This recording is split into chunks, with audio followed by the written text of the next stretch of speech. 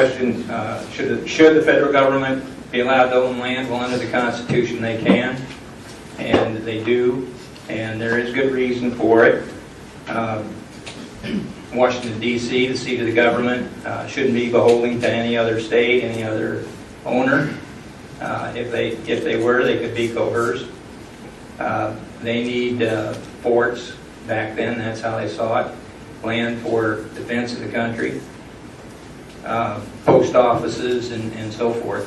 I would judge it, is this land owned, necessary to carry out the basic responsibilities of the federal government? And if it's not, they shouldn't own it. Representative Wright. Thank you. Ken, I appreciate you speaking to that authoritatively. That's a great answer. You know, I look at this as a line of continuum. Few of us would argue with the fact that it's appropriate for Arlington National Cemetery to be owned by the federal government. And so if you have that at one end of the spectrum, how far do you run it towards the other end of the spectrum? Certainly a lot of the land in this country is tied up under federal ownership or federal jurisdiction or oversight. I know that when Williams got into trouble financially, they started selling off the art collection. So perhaps the amount of land that the federal government owns is one way out of our national indebtedness.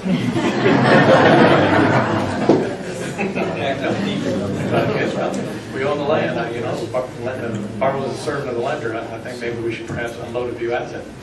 And speaking of that, I'm for drilling in Alaska, and I'm also for...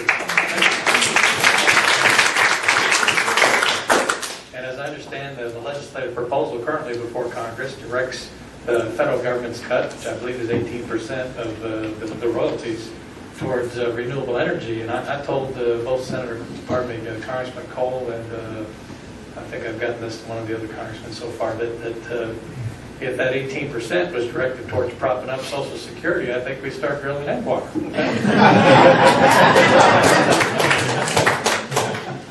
Very briefly, the federal government does have the right, according to Article 4, Section 3, it gives Congress power not only to own but even to dispose of property. Now, but let me just take you back very briefly to the beginning of this nation. This was a vast, unsettled territory, and in the early 1800s, the late 1700s, a lot of the 13 colonies owned land way west. And they ceded that land to the federal government for a couple reasons. For new states. And the federal government took that property and surveyed it and held it for great states like the state of Oklahoma to come from a territory into the United States. So there is a function and even a responsibility that government does have to maintain some property. But let me tell you, as vast as this nation is, even today, it's a little scary for me to realize that the federal government owns over 1/8 of the entire land mass of this country. And I would suggest, as Ken does, it's not all for a proper function of government. Hey, I'm for Yellowstone and some of the national parks, but a lot of the land that we had ceded over to the federal government wasn't enough, and the government has, over the years, since the early 1800s, has continually stepped in and put more land on the federal roll, and frankly, I'm concerned about that. Here. I'm basically going to pass on answering that one because I pretty much agree with everything that maybe Ken and John are saying on that. I just needed to add one other important proviso, that of course the land exists within the continuum of the state, and the Constitution requires that the state legislatures approve the sale. So the people still have two checks in there. One's that the federal Congress has to agree, and then the state has to agree to sell it. And of course, again, I think we've been sleeping a lot. The states have been selling off a lot of land. I don't know why. Okay, the fifth question. We'll start with Representative Wright, back to the far left. Should the federal, state, or local government be involved in economic development?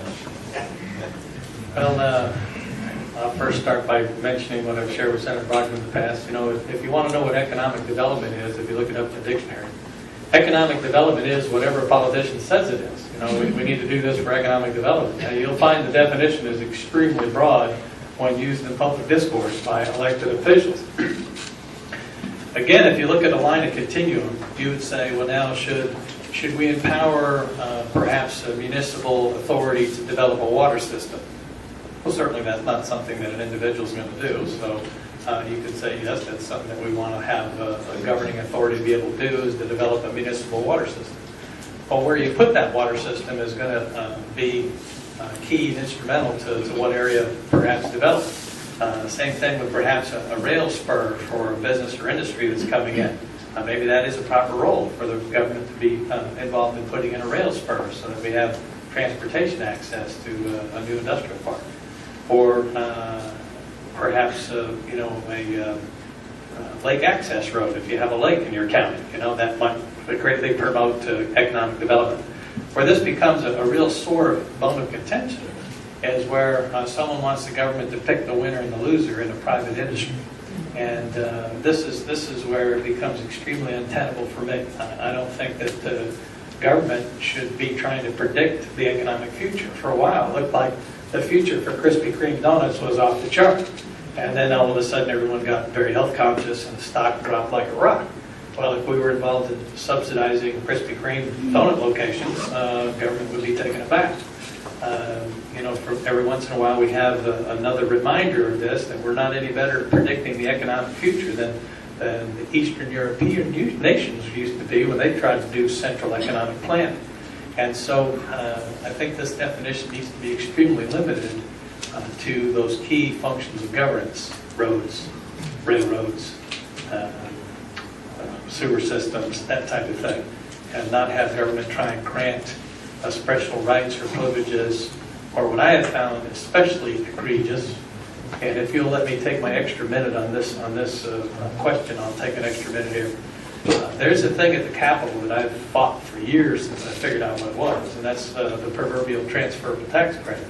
And that's where your business or industry does not have a tax liability, but we're going to grant you a tax credit, and then you can sell it to some other entity that does have a tax liability, and the net effect is a direct cash infusion from government into your business. And I find that incredibly egregious, because essentially it's the net effect of writing a check out of the Treasury to a private entity. So I have fought that with a much vigorous debate, and we're changing the conversation at the state capitol because of making, I call it the legislative stop sticks. When they put out the stop sticks for trying to slow one criminal down to puncture his tires. So if they want to go that way, I'm ready to get out the legislative stop sticks. Well, the short answer is no. Government should not be involved, and certainly the federal government. There's nothing in the Constitution that gives any authority to the federal government to be involved in any kind of economic development. Article 10, Section 14 and 15 of the Oklahoma Constitution expressly prohibits us from doing that. Yet every year we pass bill after bill after bill and take your money and give to a corporation so they can expand their business base. One of the most egregious this last year, I'm sure most of you know, is when we took $60 million minimum of your money to give to the boys club in Oklahoma City to bring a basketball team. And if you've been watching TV for the last 3 weeks, let me just give you a little heads up to what money we'll be spending of yours and what on next year.